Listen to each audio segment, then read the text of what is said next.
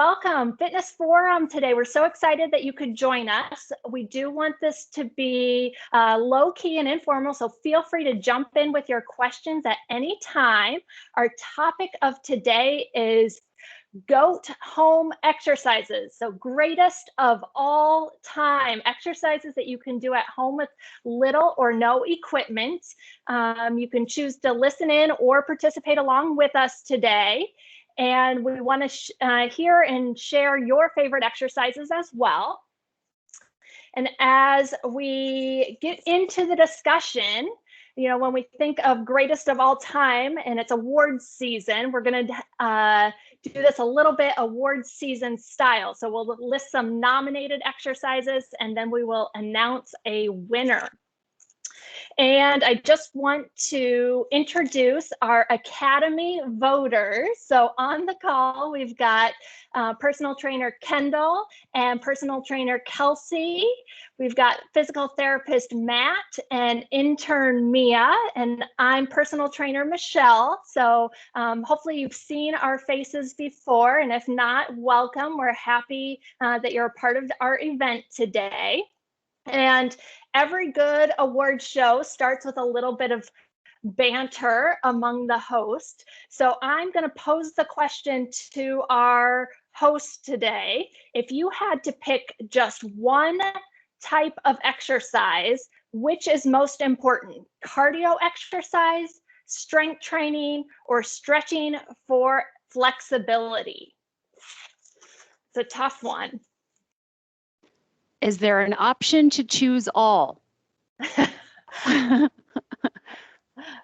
I think that's probably the consensus. Matt, Mia, Kendall, how do you guys feel about that choice?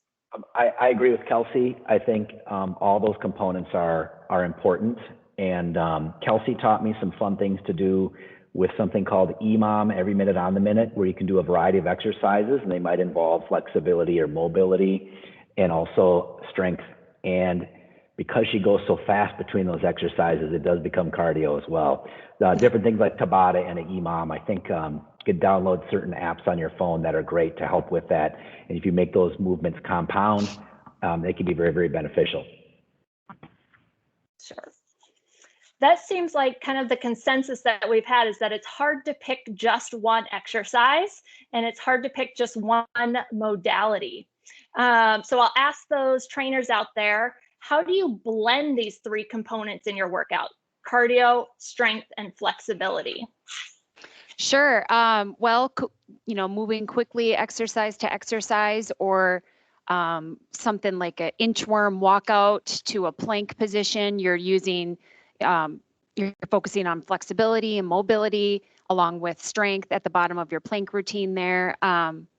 So I like compound exercises, kind of doing more exercises at the same time, getting the most bang for my buck. So I think of an inchworm walkout in that sense. Sure. With my clients, I often say the best exercise is the one that you will do. So I can take a textbook or science-based stretch or strength training exercise, but if the person doing it, the exerciser, absolutely hates it, I know that it's going to be harder to get them to repeat that in their workouts over time. So trying to find that balance between what we really know works and what is practical for the person completing the exercise. Kendall, do you have any input on strength versus cardio versus flexibility? How do you mix those together for your personal workouts or when you're working with training clients? Well, I think Kelsey really hit it with compound movements, but also, if we think of a well-rounded workout, there's three components to it: the warm-up, the actual workout itself, and then the cool down and the flexibility. So making sure that you're setting enough time aside for getting, a 5-minute warm-up, 20 to 30 minutes of the actual workout, and then 5 to 10 minutes of the cool down and the stretching. So getting those three components with your movement time, and again, setting aside the time to actually do all three.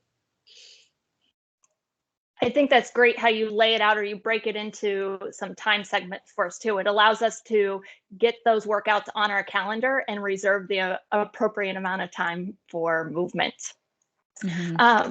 One more item to think about before we get into our actual awards here, which is specificity.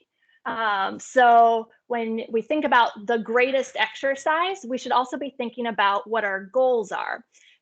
So if we're wanting to be the basketball player that jumps the highest, or the gymnast that has the best flexibility, those are going to be potentially two different types of award-winning exercises. Matt, do you want to jump in with anything on specificity and training? Well, I do think that, speaking in terms of sports specificity, I guess, if that's okay if I just migrate to that, but I do feel like it can be a combination when you're training for an event, that not only is it important to do strength training, despite the fact that you're training for a marathon, and that will help with, with injuries, quickly, recovery and things like that. But at the end of the day, can you just train for a marathon by weightlifting? No.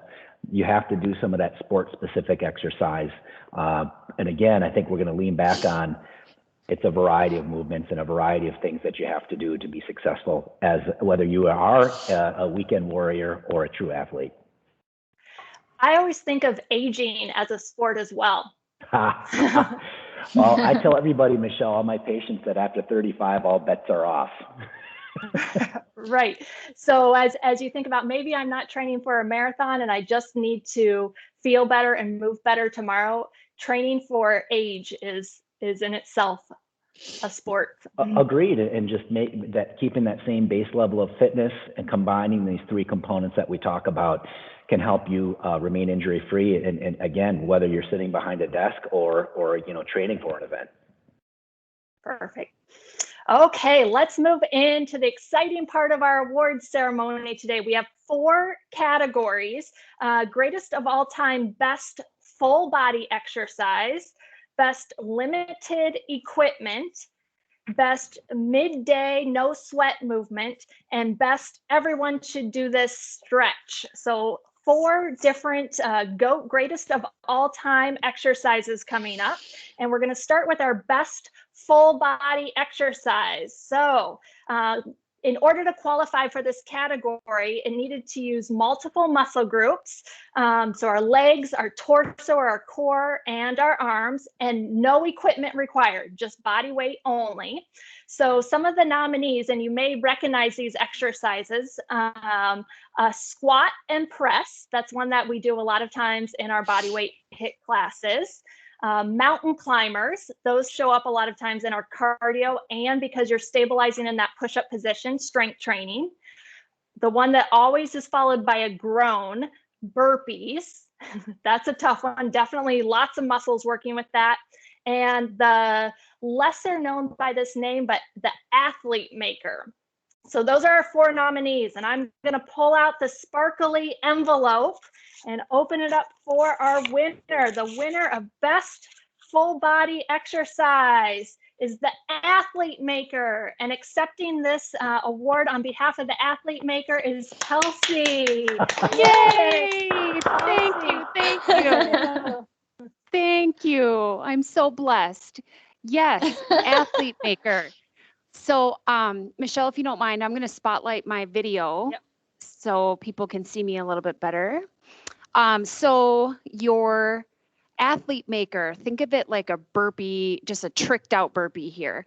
I'll start using or just trying it with my, doing it with my body weight here first, and then I'll add in dumbbells. So you can use dumbbells or you can just use your body weight.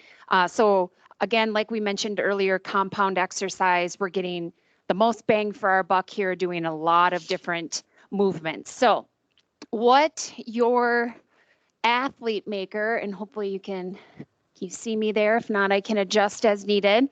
I'll bring out the dumbbells in just a moment, but think of it like your burpee. So the full athlete maker is you're going to squat to set your hands down, hop your feet back, row, push up, hop back in, stand, curl, press. Wow, a lot of exercises there. So squat, hop, row, row, push up, hop back in, curl, and press. Modifications for your athlete maker. Squat down, step back, and then take to your knees, row, row, push up on your knees, and then return back to your toes, step in, keeping your spine long, chest tall, and then stand powerfully with your legs. Couple things that you want to watch for here is not getting low through your hips. So you don't want to just be lazy and place your hands down. We need to get low into your squat position. And then if you want to use dumbbells, a little safety note, I'm using circular dumbbells. You always want to be cautious of how your wrist is feeling because these circular dumbbells might be a little wobbly. So if you ever feel unsafe, just don't do it. But you would hold the weights at your side, squat, set the weights down, stack your shoulders over your wrist, hop back, row, row, push up, woo, hop in, stand, curl, and press. That is your athlete maker, my friends. Hey, Kels, could you even add, if you wanted to, a little bit of a jump after, I mean, as you're squatting up, just to fine tune that and make it a little bit more difficult? You sure can, Matt. You sure can. Yep. That's not what I would do, but perhaps Michelle might do that, or Mia. Yeah, right. So that's your athlete maker. You're getting chest, back, biceps, legs, shoulders, triceps, core. You're getting a lot of muscles hit, and maybe starting with 5 repetitions. It is a lot more challenging than just a regular burpee, and then you can progress. You can also time yourself as well and do it for X amount of seconds, and then every other day, non-consecutive days here. Congratulations on your award. Yeah. Well, thank you. And thank you for specifying every other day. I think sometimes we get excited about new exercises and we do them too much, or we don't give our bodies enough rest time. So that is spectacular. Thanks, Kelsey. And that was the best full body exercise. Woo-woo. Next award, best limited equipment exercise. And this really brings up a good question, which is, what easy to have at home piece of equipment are you, the audience, using most? I can think of the things that are frequently used in my house. I leave the dumbbells out in the middle of the living room floor, so I have to pick them up at least periodically instead of walking around them. Kendall, what do you think the most used piece of equipment is at your house?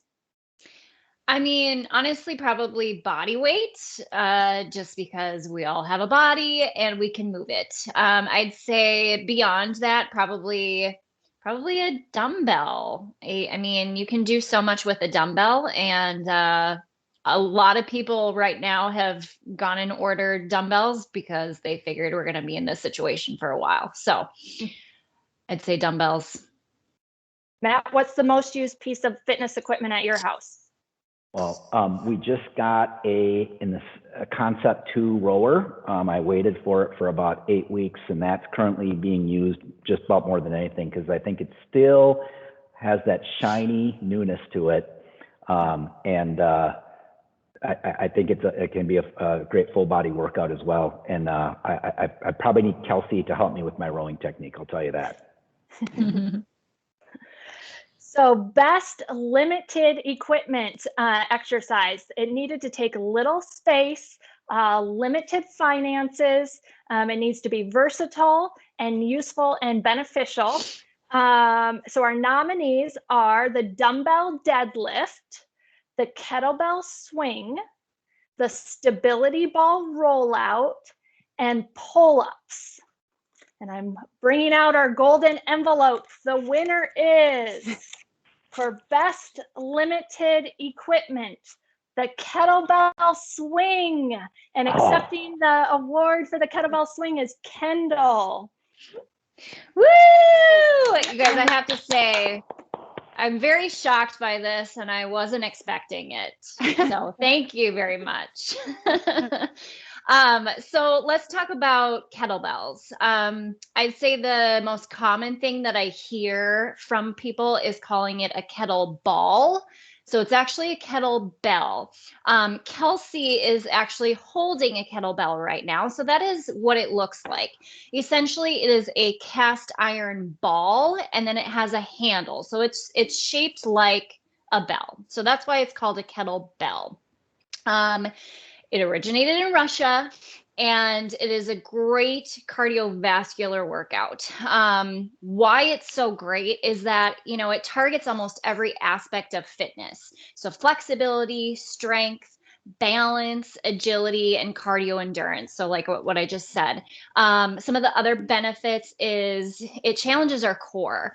So when we think about core, and using a kettlebell, some of the movements have you changing weight from hand to hand, swinging or moving laterally. So it's challenging your core in a different way. Movements are also dynamic and ballistic, meaning moves are using momentum and power versus slow and controlled, like using a dumbbell. Now, if we talk about the difference between a dumbbell and a kettlebell, a dumbbell is, you're holding the weight like so, and it's in your hand. A kettlebell, Kelsey, if you want to hold yours by the handle. So now the weight of the kettlebell is outside of your hand. Okay. So it's a different weight distribution. So again, challenging your core in different ways that way, and challenging your center of gravity. So like snatches and swings, they help to build endurance and power, whereas dumbbells help to build muscle and strength. So a lot of those power movements come from kettlebell. Safety and success. Now, when we think about purchasing a kettlebell, I always tell people to start with a 12 kg kettlebell. That is roughly about 26 pounds. Now that seems scary and it seems like a lot of weight, but it's because we use the momentum of the kettlebell versus lifting with our upper body. So that would be for, any low body movements. If we think about upper body, I'd say a 6 to 8 kg. Okay. So that would be a good starting point. And, when we think about safety when it comes to kettlebell, we want a good baseline of fitness, right? So being able to squat properly and to do lunges and to know how to stabilize your shoulders when we're doing overhead presses. So again, having a good baseline for fitness versus just jumping right into it. So with that, I'm going to show you the kettlebell swing. So I don't have a kettlebell at home, which is a good example of how you can still do this exercise, but with a dumbbell. So I'm going to adjust my camera real quick. And again, now I'm using a 20-pound dumbbell. Now I'm going to show you real quick of just what the kettlebell swing looks like. So I'm going to hold the dumbbell like so. So I'm stacking my hands, wide stance. So I'm thrusting my hips forward, lengthening through my hips, engaging my abs, drawing my belly button in toward my spine. And when we think about using a heavier dumbbell, I don't want to lift with my upper body, right? So I'm using momentum to swing and sinking it down low into my squat. My go-to way of explaining this as far as the hip thrust is pretend someone is coming up behind you, trying to smack you on the bottom, and you're trying to avoid that and squeeze your glutes. Like, nope, not happening. The other thing is slightly nodding your chin in toward your chest as you swing your bell forward.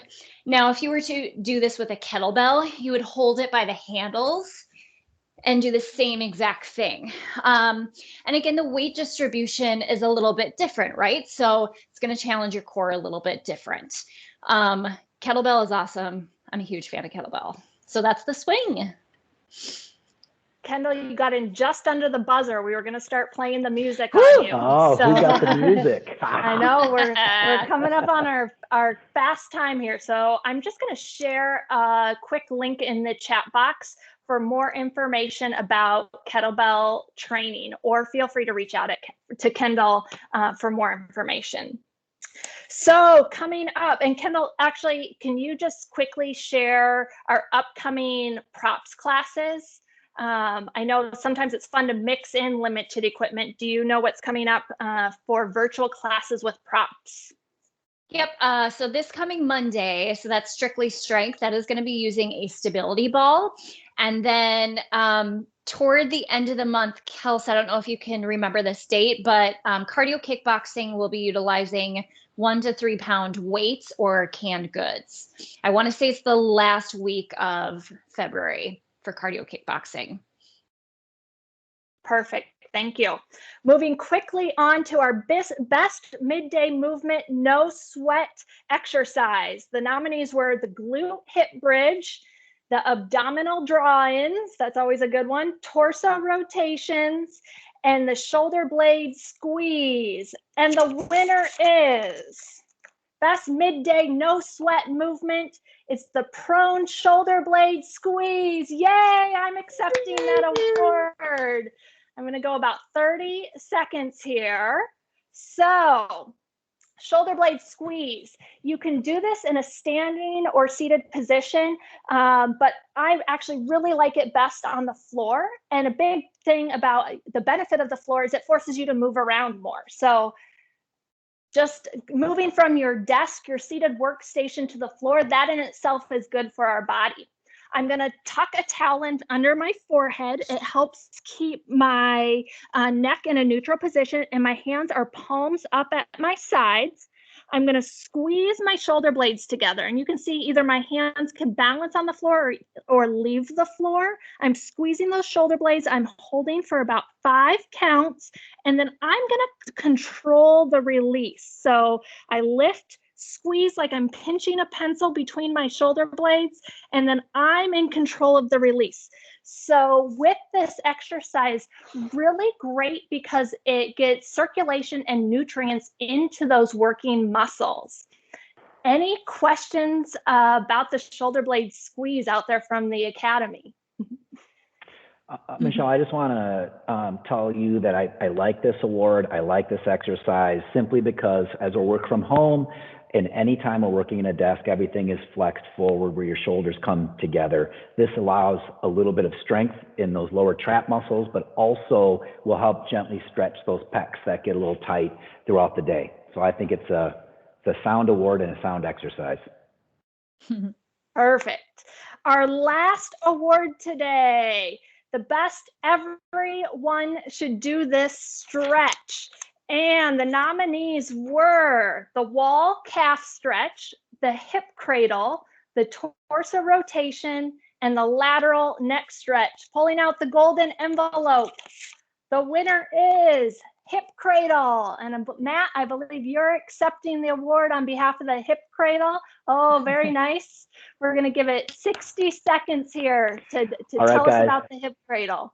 I will, and it's funny that the deck was stacked against me at the end, so I have to be cut off here. Although Kendall might go a lot with going far. So this glute stretch, you guys, this hip cradle is important simply because that glute is such a powerful influencer, not only on hip health, but also low back health. And it becomes an issue when it is overworked and when it is underworked. Okay, so I'm going to show you this hip cradle. If you have questions about it, you can reach out to any of us. There are fabulous alternatives to this as well. So if you have questions, just reach out after today to any of us. So I'm going to try to change, and I don't know, I like the spotlight on me. I don't know how to do that though on Teams. So I'm going to go like this, and hopefully people can see me here. Can you see me okay, guys? Yep. Very good. So hips are going to be up, kind of lying what we call a hook line position. We're going to cross over one leg. I'm going to be stretching this leg here. My ankle's on my knee, and sometimes old guys like me, I already feel a stretch here, just like this. But how I can emphasize that stretch is bring my knee up and hug that knee to chest, and I can even add my elbow to push down, and I feel a nice gentle burn right here. And this feels like a good stretch. Always feels like it needs to be done, and that's why I think I won this award today. Also, in addition, the only people that maybe shouldn't do this, because we said anybody could do it, if you've had any history of like a total hip. Sometimes there's some lifelong restrictions about bending your hip past 90 degrees. You probably don't want to do this. Outside of that, I think it's a great exercise for everybody. How's that for short and sweet, guys? Any questions? Matt, that was spectacular. One thing I'm going to emphasize, I did not emphasize. Your body will always accept a stretch a lot better when it's warmed up. Okay, get the juices flowing, a little bit of sweat. Also, you should always enter these stretches slowly. Hold 20 to 30 counts and relax out slowly. Mild stretch discomfort's always okay and warranted and wanted. No pain should ever occur. Matt, that was great. And the fastest you've ever explained something to us. So I love it. I have such a poor reputation. No, it's You good. also won the award for that. Yeah, you're not alone. We all like to talk exercise. I know we're coming up on the end of our 25 minutes. So thank you all for joining us today.